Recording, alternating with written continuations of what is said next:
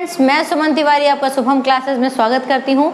पिछले कक्षा में जब हम लोग आए थे तो बहुत सारी चीज़ें पढ़े थे और जो चैप्टर चल रहा था, जो लेसन चल रहा था, उसमें नर जनन अंग और मादा जनन अंग को ख़त्म किया था। उसके बाद कुछ सहायक कोशिकाओं के बारे में पढ़ा गया था।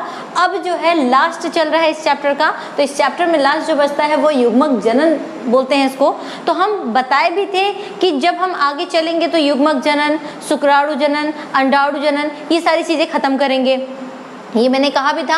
तो युग्मक जनन का मतलब होता है जब एक जो अंड कोशिका होती है, यानी एक अंडाणु और एक शुक्राणु जब आपस में मिलके एक फ्यूजन, यानी कि वहाँ पे फर्टिलाइजेशन, जिसको हम लोग हिंदी में बोलते हैं निषेचन, तो निषेचन की क्रिया करते हैं तो वो बनाते हैं क्या, एक युग्मनज बनाते हैं। ठीक है, तो ये सारी जो क्रियाएं होती हैं उसमें दो चीज़ें मुख्य हैं, जिसमें कि एक आता है शुक्र जनन, जिसमें कि शुक्राणुओं का निर्माण होता है, और दूसरा होता है अंड जनन, जिसमें कि अंडाणुओं का निर्माण होता है। तो शुक्र जनन में मुख्यतः शुक्र जनन क्या, आप अंड जनन भी पढ़ेंगे, तो ये तीन ही प्रोसेस होते हैं जिनको हमको पढ़ना होता है, चाहे वो शुक्र जनन हो चाहे वो आपका अंड जनन हो। तो इसमें पहला जो होता है वो गुणन प्रावस्था होती है, जिसमें कि ये मल्टीप्लाई करता है, मल्टीपल होते हैं, मतलब 1 से 2, 2 से 4, ये बढ़ने की क्रियाएं होती हैं। दूसरी जो होती है वृद्धि प्रावस्था, जिसमें कि ये डेवलप होता है, मेच्योर फेज में जाता है और एक जाइगोट फॉर्मेशन के लिए रेडी होता है। ठीक है, यानी कि युग्मनज बनाने के लिए तैयार होता है। और लास्ट जो होता है वो परिपक्वन प्रावस्था होती है, जिसमें कि ये पूरी तरह परिपक्व या मेच्योर हो जाता है। तो ये तीन चीजें हम लोग पढ़ेंगे। तो आज जो स्टार्ट करने जा रहे हैं उसको बोलते हैं शुक्र जनन। तो शुक्र जनन की जब हम बात करते हैं तो शुक्र जनन मतलब आपको पहले ही बताया था, शुक्राणुओं का निर्माण। ये जो शुक्राणुओं का निर्माण होता है वो शुक्र जनन नलिकाओं के द्वारा एक जगह से दूसरी जगह जाती हैं। और जब हम पूर्व शुक्राणु के निर्माण के पहले की बात करते हैं तो वहाँ पे क्या होती है, पहले ही बताया था कि प्राथमिक सेल बनते हैं, यानी प्राथमिक कोशिकाएं बनती हैं, द्वितीयक कोशिकाएं बनती हैं। मैंने बताया था जब नर जनन अंग को पढ़ा जा रहा था तो वहाँ पे मैंने बताया था कि प्राथमिक जनन अंग में जो प्राथमिक कोशिकाएं, द्वितीयक कोशिकाएं, ये सारी चीज़ें बताया था। और मादा में भी ग्राफियन पट्टिका, ये सारी चीज़ें बात हो चुकी हैं, तो उसको आप समझते रहिएगा। अगर नहीं समझ में आया होगा तो उसके लिए पहले वीडियो देखिएगा। तो हम बात कर देते हैं शुक्र जनन की।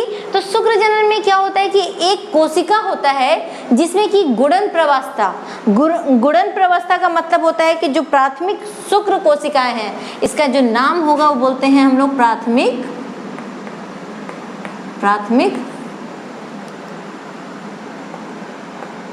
शुक्र कोशिकाएं।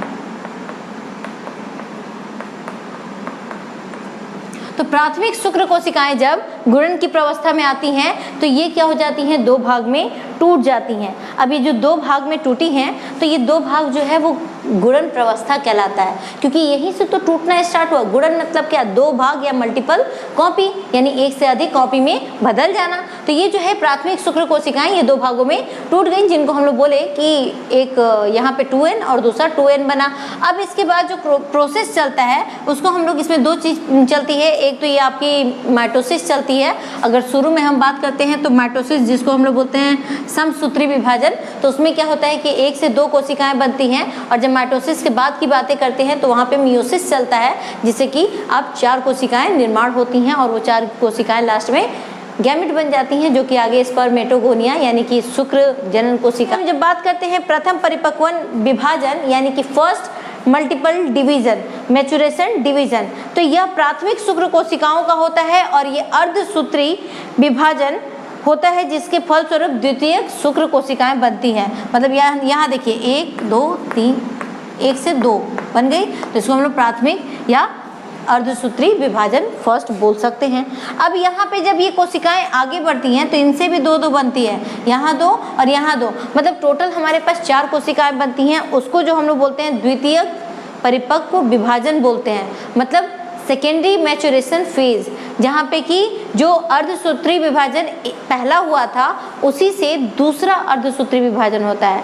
आप सबको पता है कि अर्धसूत्री विभाजन हमेशा 2 पार्ट में होता है। तो यहाँ पे सबसे पहले माइटोसिस हुआ और इसके भी पहले हम लोग बोलते हैं यौनावस्था, मतलब ये किसकी बात हो रही है, एट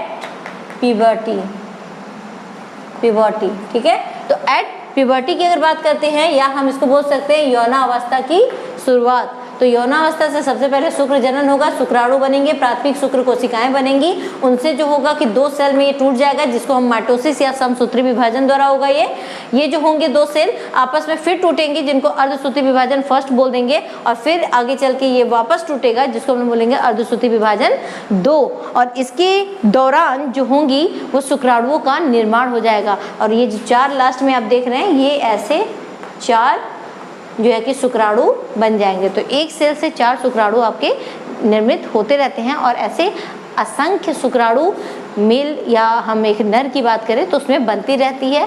उसमें भी जो सबसे ज़्यादा एक्टिव होता है वही क्रियाशील होता है, जो सबसे ज़्यादा क्रियाशील होगा वही आगे चल के रिएक्शन या अभिक्रिया को करेगा, और जो नहीं होते हैं वो वहाँ मेन जो है वहाँ जाते जाते वो खत्म हो जाते हैं। तो ये हो गई आपकी शुक्र जनन की बातें। अब शुक्र जनन में जो प्रोसेस है जिसको बोल सकते हैं कि शुक्राणुओं का निर्माण, तो शुक्राणु में क्या होता है कि अगर हम एक शुक्राणु का स्ट्रक्चर देखें तो हमारे पास जो स्ट्रक्चर बनता है ये होता है,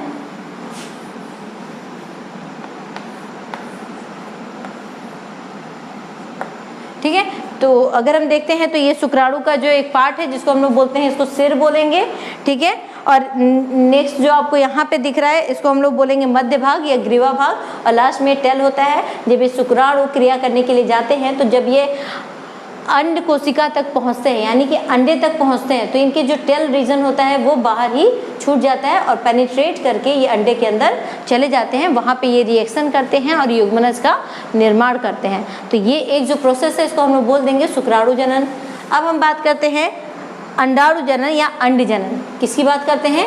अंड जनन की। तो प्रोसेस मैंने पहले ही बताया कि वो ज़्यादा अंतर इसमें नहीं है। अंड जनन, जब अंड जनन की बात करते हैं तो इसमें भी 3 प्रवस्था होती है, गुणन प्रवस्था, जो दूसरा होगा वो वृद्धि प्रवस्था, और तीसरा जो हो जाएगा उसको हम लोग बोलते हैं परिपक्वन प्रवस्था। तो इसमें क्या होता है, इसमें भी पहले तो ये सारे प्रोसेस चलते रहेंगे, ऐसे ही होंगे, प्राथमिक बनेंगी यानी यहाँ पे जो हो जाएंगे अंड कोशिकाएं, अंड कोशिकाएं बन जाएंगी, और बाकी प्रोसेस ऐसे ही चलता रहेगा। मतलब माइटोसिस होगा यानी कि समसूत्री विभाजन होगा, यहाँ से 2 बनेंगे और 2 का जो होगा अर्धसूत्री विभाजन फर्स्ट चलेगा, इसके बाद जो होगा अर्धसूत्री विभाजन सेकेंड चलेगा, और 4 जो है कि अंड कोशिकाएं बन जाएंगी। ये एक प्रोसेस होता है। उसके बाद जो प्राथमिक अंड कोशिकाएं बनती हैं, मतलब ये जो 4 बने हैं आपके लास्ट में, जो अर्धसूत्री विभाजन के फलस्वरूप 4 बने हैं, उनमें से हम प्राथमिक की बात करते हैं तो प्राथमिक कहाँ पे है? अगर हम एक प्राथमिक अंड कोशिका की बात करते हैं तो जो प्राथमिक अंड कोशिकाएं होंगी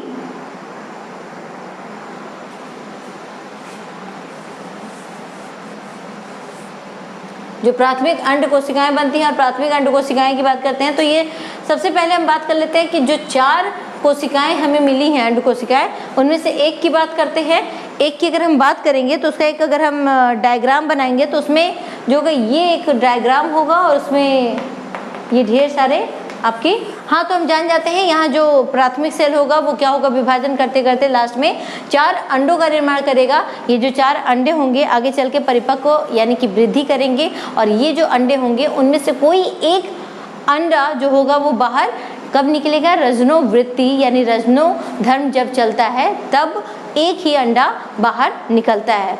और अगर शुक्राणु वहाँ तक पहुँच जाते हैं तो वही प्रोसेस होता है, उनका जो पुच्छ होता है या टेल रीजन होता है वो बाहर ही रह जाता है, बाकी वो उसको पेनिट्रेट या छेद करके अंडे के अंदर चले जाते हैं और वहाँ पे वो दोनों फ्यूजन करते हैं, जिसको हम लोग बोल देते हैं क्या? निषेचन। और वो चीज़ें क्या बन जाती हैं? युग्मनज बन जाती हैं। तो ये जो क्रियाएं हैं, आगे जब बात करते हैं तो परिपक्वन प्रवस्था देख लेते हैं हम लोग। लेते हैं जो कि एक सिंपल सा है, एक अंडे की या अंड कोशिका की संरचना। तो अंड कोशिका संरचना में हम जनरली एक फिगर ड्रॉ करते हैं जिसमें कि एक जो चित्र बना रहे हैं उसमें हम देख रहे हैं कि बाहर की जो ये दिख रही हैं आपको पोटिकाय कोशिकाएं हैं, इसके अलावा जो है कि प्राथमिक, यहाँ पे प्राथमिक अंड कोशिकाएं बनेंगी और उसके बाद द्वितीयक अंड कोशिकाएं बनेंगी। इसके अलावा जो है केंद्रिका उपस्थित है। केंद्रिका जो होता है यहाँ पे एक अंगक कोशिका अंगक के रूप में प्रेजेंट होता है या उपस्थित होता है। इस जो बाहर वाली परत है इसको हम लोग बोलते हैं जोना रेडिएटा, और इन सभी चीज़ों को हमने पहले वाले क्लास में डिस्कस किया था। तो ये सारी जो एक मतलब एक छोटा सा फिगर है जिससे आप देख सकते हैं कि अंड कोशिकाओं में क्या क्या होता है। इसके अलावा भी बहुत कुछ उपस्थित होते हैं, जैसे कि सूक्ष्मांकुर। जैसे सूक्ष्मांकुर का मतलब होता है कि छोटे छोटे फिंगर लाइक स्ट्रक्चर, यानी कि वो काम क्या करेंगे, चीज़ों को एब्जॉर्ब करने के। और यहाँ पे जो है अंड कोशिकाओं को ऐसे ऐसे जो सूक्ष्मांकुर ये जो होते हैं कि अंडों के लिए जो है कि पोषण का अवशोषण करते हैं, पोषण के लिए जो न्यूट्रिएंट्स हैं, जो जरूरी पदार्थ हैं, उनका अवशोषण करते हैं। अब अंड कोशिकाओं के बाद जो लास्ट एक आपका टॉपिक बचता है उसको बोलते हैं मैथुन।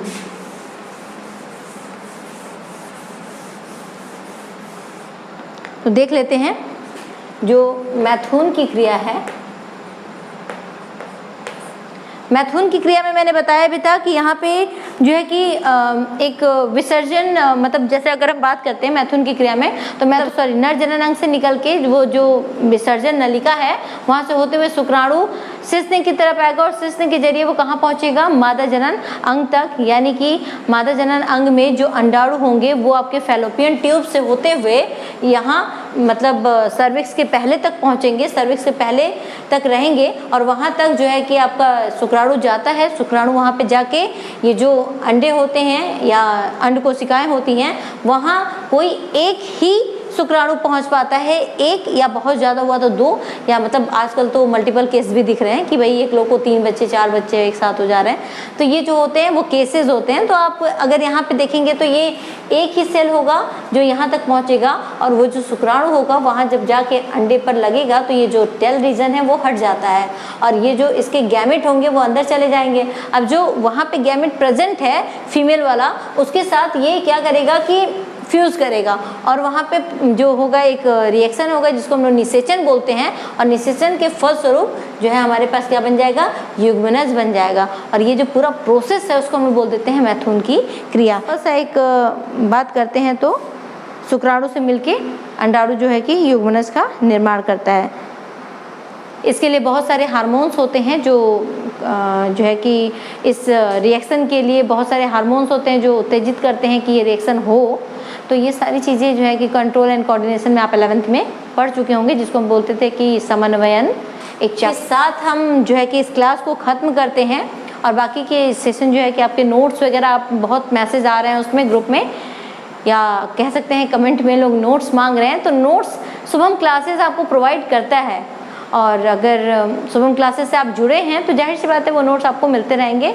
बाकी तब तक के लिए आप पढ़ते रहिए, और जो चीज़ें ना आए कमेंट बॉक्स में लिखिए, कोशिश की जाएगी कि नेक्स्ट सेशन में उन चीज़ों को दूर किया जाए। क्लासेस अगर अच्छे लगे हों तो आप सब्सक्राइब करिए चैनल को, और जो है कि लाइक करिए, शेयर करिए वीडियो को। तब तक के लिए बाय, फिर मिलेंगे आपसे।